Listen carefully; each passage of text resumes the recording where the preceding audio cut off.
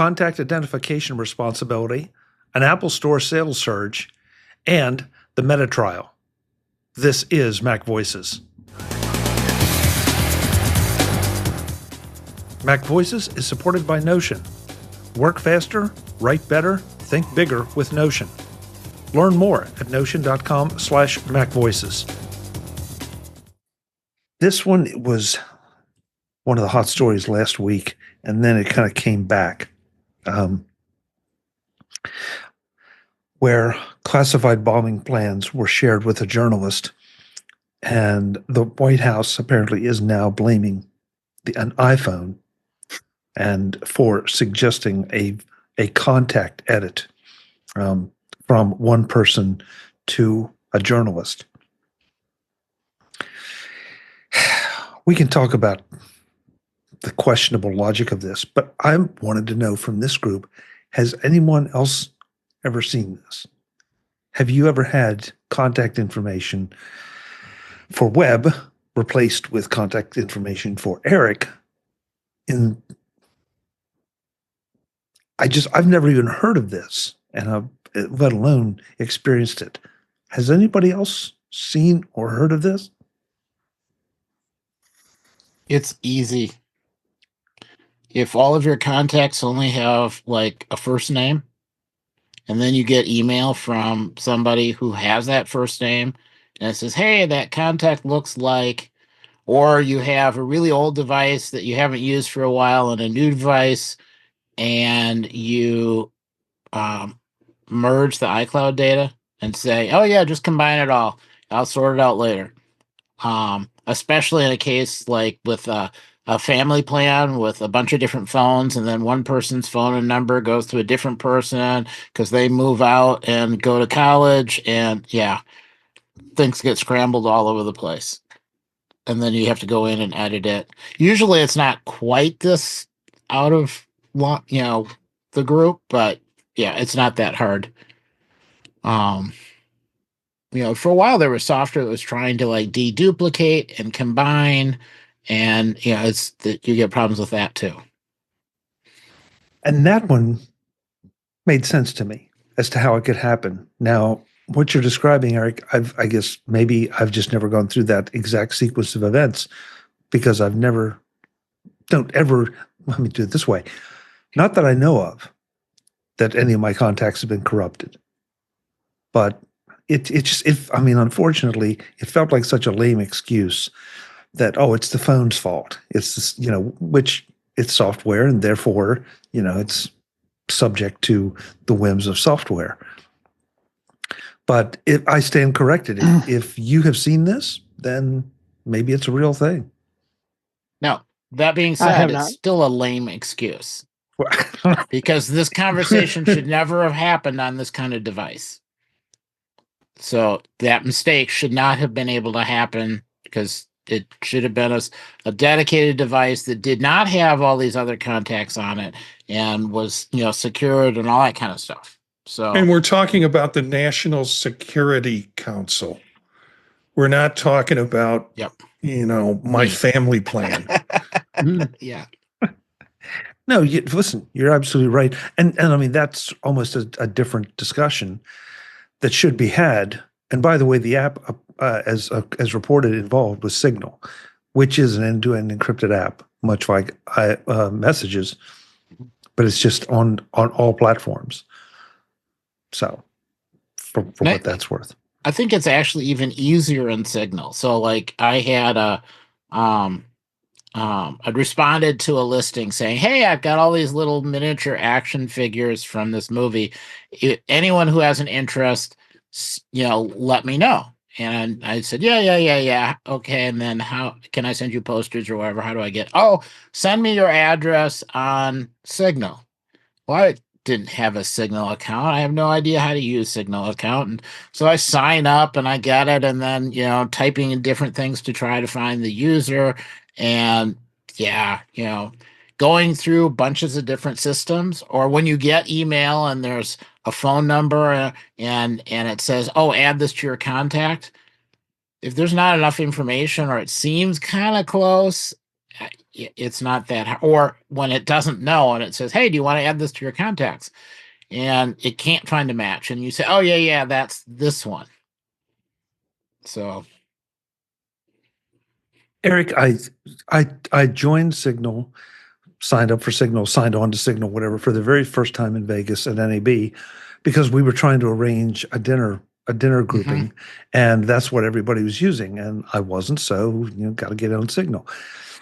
And the process was interesting because if I gave it someone's phone number, it acknowledged, it would say that, yes, this phone number exists in Signal. Wouldn't tell me who it was, but it would say, okay, yes, the number you just put in does exist in Signal. If I remember correctly, though, then it would download the contact information associated with that number. It didn't give me the option to correct it, change it. Now, that's a recollection. I didn't really sit there and test it, and I haven't used it since that dinner. But I mean, it seemed to be an okay chat app. The idea that it's end to end makes it easy. The idea that it's cross-platform is nice. So I'll probably be playing with it. But now I'm really curious about what it does suggest or doesn't suggest on an iPhone, and whether that is a function of Signal or of the iPhone. And I'm not guessing that's a Signal thing. Yeah, and that's where I have to wonder about this story. Was the issue that the suggestion got made that all this is associated with this person when it was really that person? Was it a Signal situation, or was it an Apple iOS thing? I think it's like Facebook, where it says, hey, do you want to give me access to your entire contacts, and I'll go and suck all the information out, and then you can use that to figure out who everybody is or to send messages?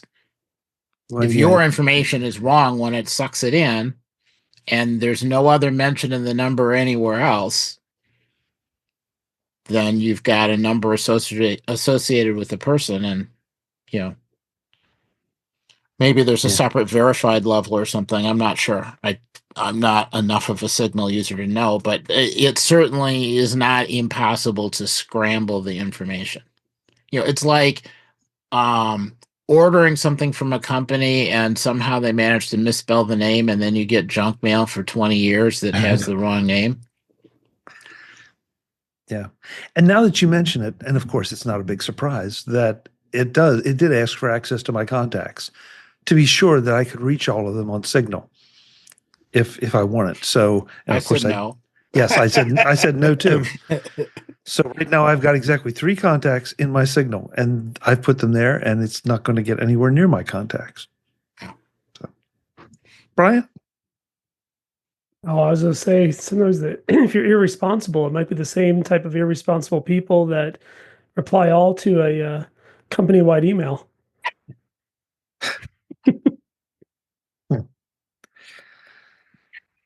Okay. Yep. Been there, done that. Haven't we all? This is sort of a follow-up to one we've been following. The UK can't keep its encryption battle with Apple secret, the court says. In other words, it's not allowed to.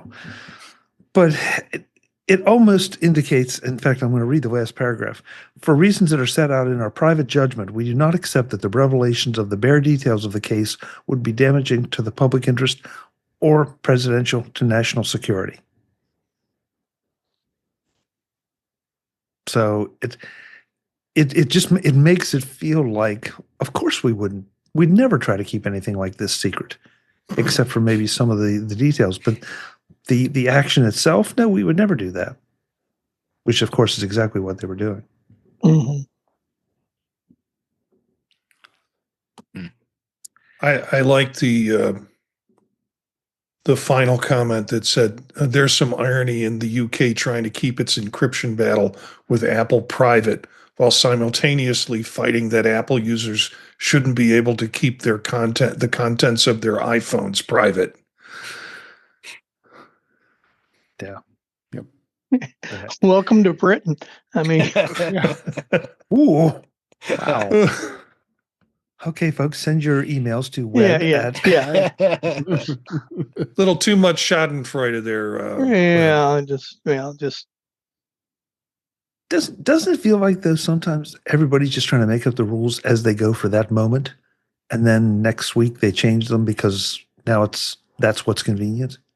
boy, never mind. We don't get political here.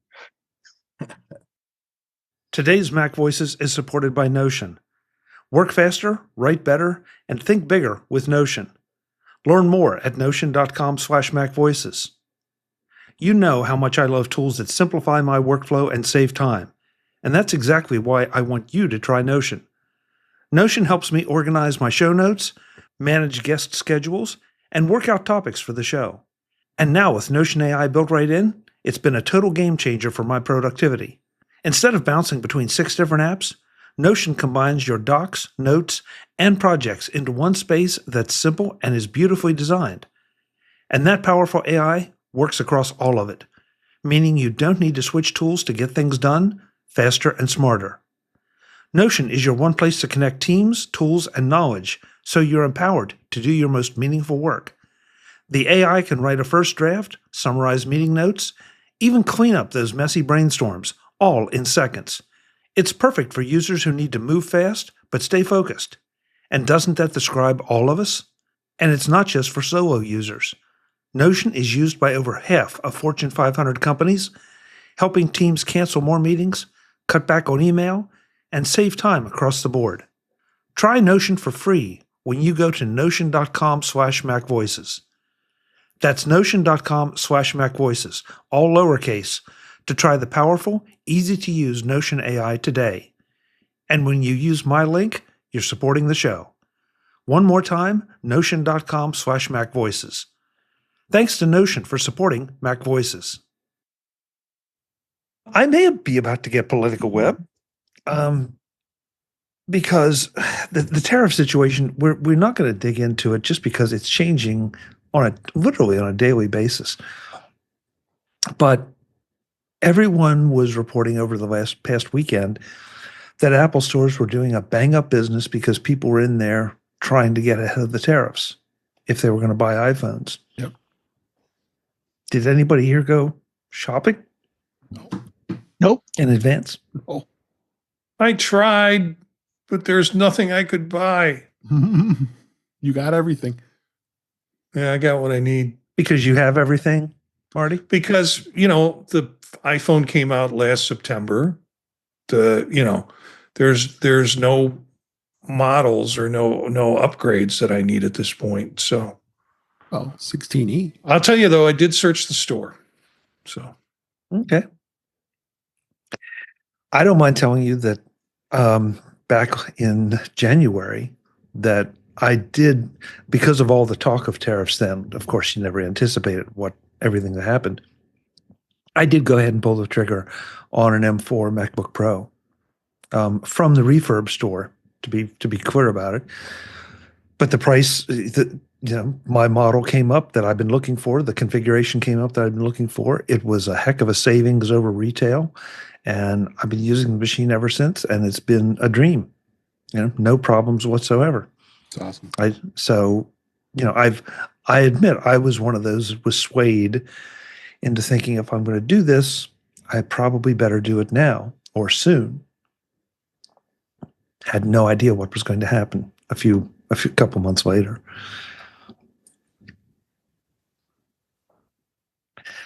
Another interesting trial is going on. I don't know if you've been following this one, but Zuckerberg and Facebook are on trial in an antitrust trial over WhatsApp and Instagram. And the reporting that I've read on it has been very interesting. Apparently, Zuckerberg has gotten a little bit smarter as he's gotten older. Not a lot, but a little. And the question over whether Facebook bought Instagram and WhatsApp as a way to expand their footprint or as a way to eliminate a competitor is what's on trial. And it is very, very, very interesting. So if you haven't been following this, use this article as a jumping off point and check it out. Whoops, I'm sorry. I don't think I hit return on that one. So again, for what it's worth, has anybody else been watching this or paying attention to it? Not since you put the article up, but I think it's fascinating. And of course they did. They gobbled up other company. Come on, they gobbled up other companies, and there are other, photo sharing, smaller kinds of apps that by gobbling up those companies would help reduce the opportunity for people to switch to some of these other apps that are communicative, like let's say Signal or Telegram or whatever we want to say at this point, and also video or audio sharing apps too. So of course they did. And of course it impacted some of the small guys.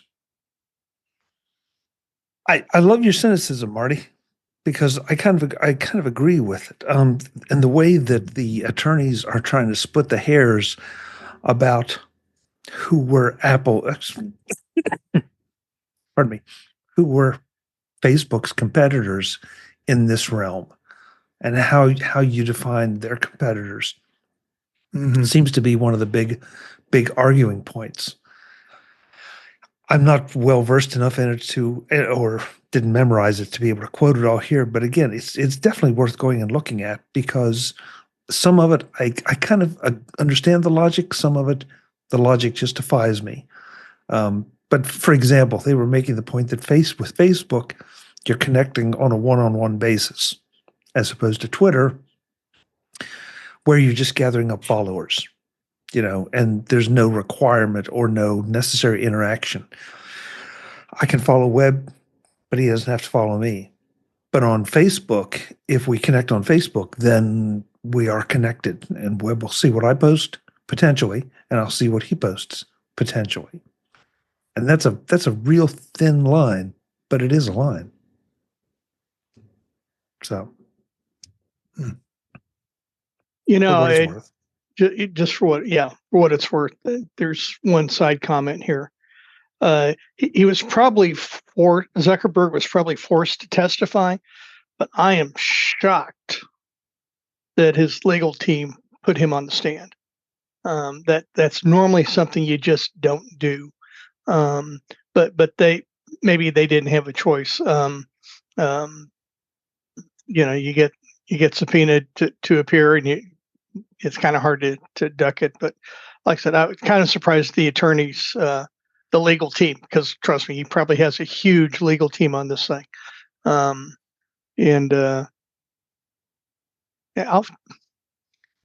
run my traps and see what I can find out. But how they got him on the stand surprises me. That's all. It's interesting. I hate to be snarky about it, Webb, but based on some of his past performances in public, yeah, I'm with you. I would have thought they would have done everything they could to keep him off the stand. That said, you never get your CEO on the stand. You never do that. But that said, he seems to be doing a reasonably decent job, even trying to explain away some incriminating evidence, or acknowledging that it's incriminating and trying to explain it away. So, and hopefully anybody that watches the show know I'm not a big Zuckerberg fan. But, that's why I say maybe he's gotten just a little older, just a little wiser, or maybe he's just been really, really well coached. I'm probably a little bit of both.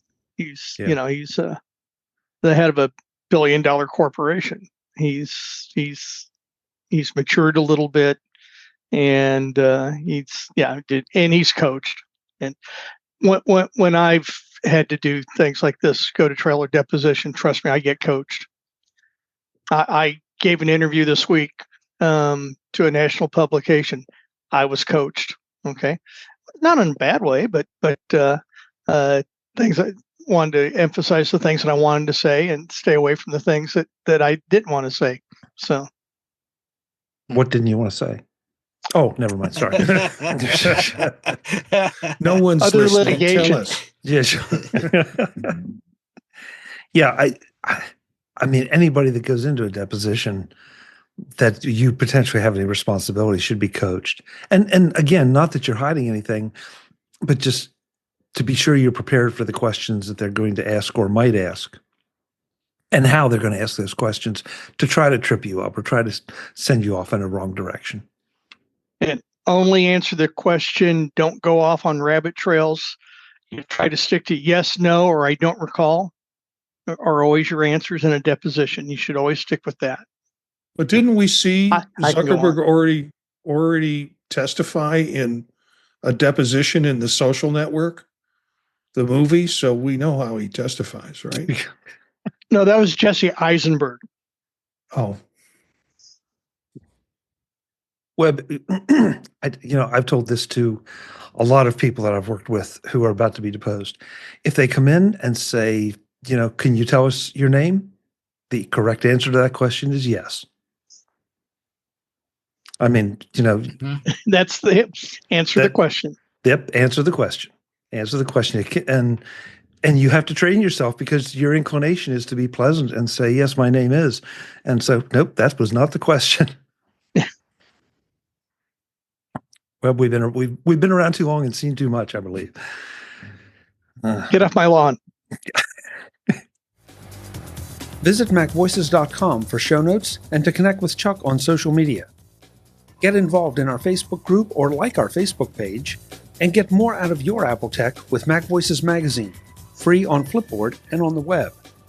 And if you find value in it all, consider supporting us through either our Patreon campaign at patreon.com/MacVoices, or by making a one-time donation via the PayPal link on our front page and in the show notes of each episode. You will join these fine people who help bring you Mac Voices.